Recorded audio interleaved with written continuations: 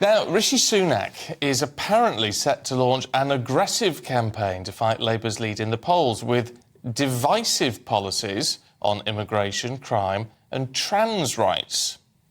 It comes after two huge majorities were overturned in yesterday's by-election results. Well, according to The Telegraph, Cabinet ministers have also urged the PM to ditch key net zero pledges following the unexpected win in Uxbridge, where ULEZ was weaponised against Labour. Let's talk to former Special Advisor to Nadhim Zahawi Mark Lehain. Morning to you. Look, you can understand the PM wanting to draw some clear blue water to make the Conservative approach seem a little bit sharper. But the idea of this having divisive campaigns seems a little bit odd. Well, there's no doubt that after Thursday's results, it's absolutely squeaky bum time. MPs will have gone home from Parliament because obviously Parliament's now broken up for the summer.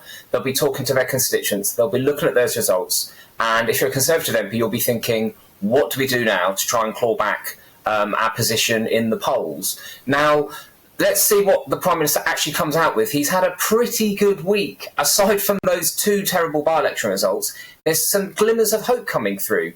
Inflation has started to fall properly, which we've been promised for ages was coming. That's actually started to happening. The illegal migration bill got passed. Mortgage rates have been going up recently. They started to fall again. There have been a few other things starting to come good. So part of him will be wanting to say, let's just stand steady. Let's not panic. Let's not lose our nerve. Let's stick with the plan.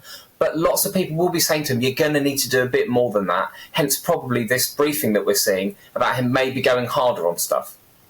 And Mark, what do you reckon about these claims in The Telegraph this morning that Cabinet ministers are urging the PM to ditch net zero pledges, obviously looking at Uxbridge and them clinging on to that seat there being anti-ULEZ? Do you think that that decision is an environmental one for the people of Uxbridge, or do you think it's more a financial one in a cost of living crisis?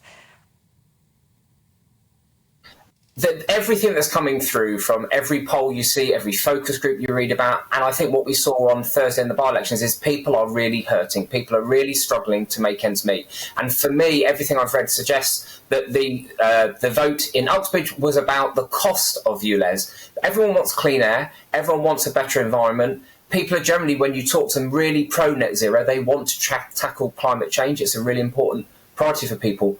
But how we get there and how that hits people's pockets is going to be really important. The number one issue for voters right now is the cost of living. It doesn't matter what they say they care about longer term. They're looking at their budgets each month and thinking, how do we make ends meet? So the government, the Prime Minister, everyone's going to be thinking about how do they reduce the pressure on people's pockets, whether that's getting wages up or the cost of living down.